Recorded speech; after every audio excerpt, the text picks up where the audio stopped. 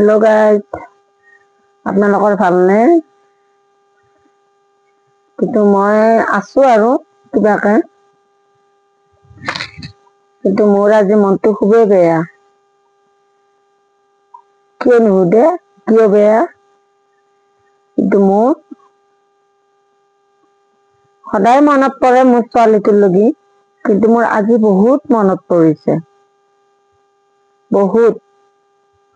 মোৰ ছোৱালীটোৰ কাৰণে সদায় মোৰ মনত পৰিয়ে থাকে। খাওঁতে মনত পৰে, শুৱাতে মনত পৰে, যিকোনো কাম কৰিলে মোৰ ছোৱালীটোৰ কথা আগে মনত পৰে।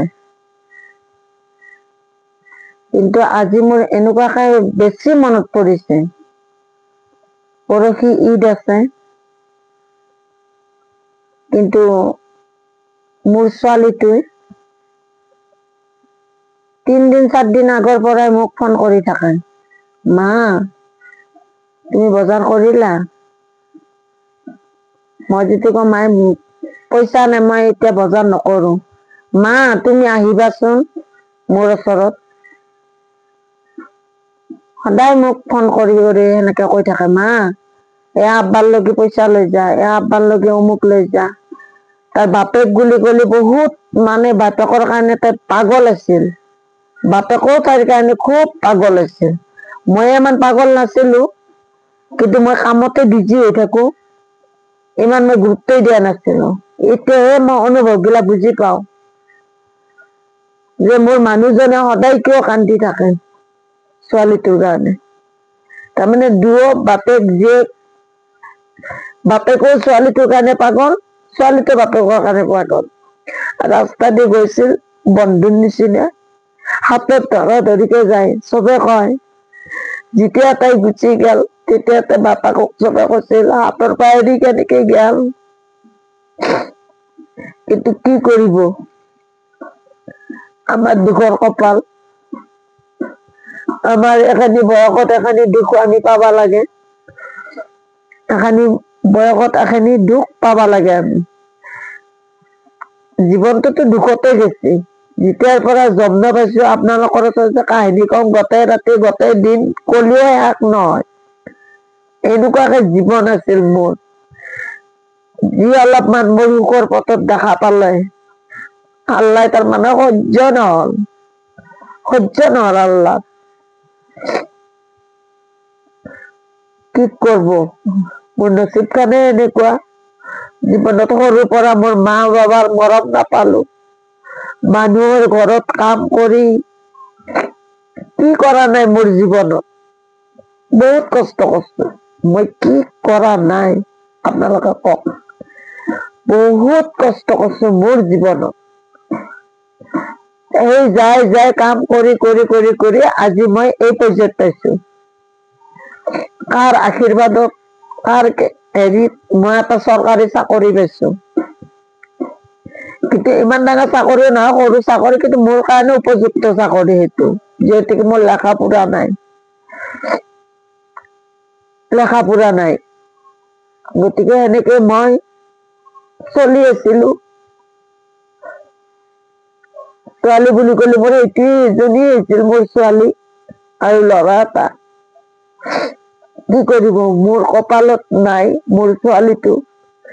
তাইৰ বয়স আছিল 24 বছৰ। 24 বছৰত তাই নোহোৱা হৈ গেল। কিন্তু তাইক থৈ গেলি আল্লাই মোকো যদি মাৰি দিলে, কমচে কম তাই চলি দুটাৰ আগত থাকিল হয়। এটা বাবু, এটা মইনা। এতিয়া মই চলিকেইটাক দেখিলে মই তাইৰ কথা পাহৰো। এতিয়া চলিকেইটাক নেদেখো, মোৰ সমাধমত তাইৰ কথাই মনত পৰি থাকে।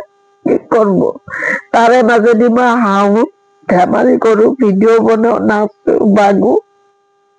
কিন্তু মই যে নাচো বাগো, মনটো পাতলা কৰিবৰ কাৰণে এনেকুৱা এটা মোৰ অন্তৰত হৈ আছে, শিল এটা বুকত বান্ধি মই ৰাস্তাত ঘূৰি আছো। যেনিবা এটা মস্ত ডাঙৰ পাথৰ এটা লৈ মই অন্তৰ্গানত মই ঘূৰি আছো। কি কৰিব, মা বোলা শব্দটোই নহয় গেল। মোক যে কোনোবাই আহি মোক মা বুলি মাতব, এই শব্দটোই নহয় গেল। কি কৰিব, মোৰ ভাগ্য বেয়া, মোৰ নিজৰ বুলিবলৈ কোনো নাই। মোৰ মাৰ ফালৰ পৰা ময়ে ক'লে, মোৰ যে নিজৰ ভাই এটা বনি এটা সেই বুলি নাই, আছে মোৰ, কিন্তু নিজৰ মানে সতীয়া আমাৰ ল'ৰা ছোৱালী, কিন্তু মোৰ নিজৰ এক গৰ্ভী মোৰ কোনো নাই, বাবা নাই। কাৰ আগত কম দুখৰ কথা গাই, আপোনালোকৰ আগতে কৈছো। মোৰ দুখৰ কথা কোৱা মানুহ নাই, মই মানুহজনৰ আগত কিমান কম, মানুহজনৰ আগত কব নোৱাৰো মই অন্তৰ ফালি কথা। তেওঁ আগে নাৰ্ভাছ হৈ যায়, তেওঁ আগে কান্দে ছোৱালীটোৰ কাৰণে। সেইকাৰণে তাৰ ওচৰত মই মনে মনে বহি থাকো, হাঁহি থাকো, যে এনেকুৱা ভাৱটো দেখাও যে মোৰ অন্তৰত একো দুখে নাই। এনেকুৱা ভাৱ গিলা মই দেখাই থাকো, কি কৰিব। কিন্তু থাকি যেতিয়ালৈকে আল্লাহ জীয়াই ৰাখে, কিন্তু মই আল্লাহৰ ওচৰত দোৱা কৰিছো, যাতে মই সোনকালে হাঁহি তামচা কৰি থাকোঁতে মোক বিচনাত পেলাই থব নালাগে, আল্লাহ মোক লৈ যাওক। যেতিয়া মই ভালকে চলিবোৰে খাই থাকোঁতে আল্লাহ মোক লৈ যাওক, কিন্তু মোক আল্লাহ বিচনাত পেলাই থব নালাগে। যিহেতুকে মোৰ চোৱা মানুহ কোনো নাই, কোনে চাব মোক, কোনে মতাটো নোৱাৰে, কিনে চাব। তেওঁতো বয়স হৈছে, ক'ত চাব পাৰবো।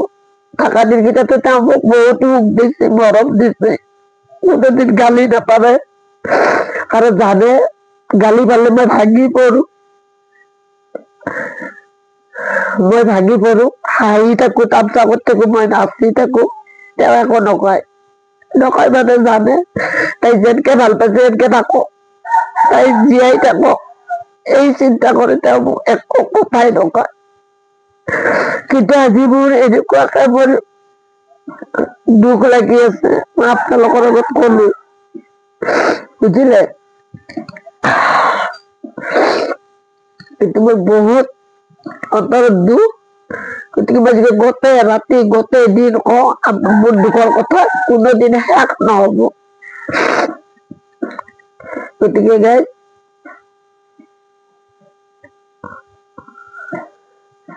গতিকে মই আৰু এখানিতে সামৰণি মাৰিছো। গতিকে মই আৰু ইমান নকওঁ, মোৰ আজি মনটো খুবেই বেয়া।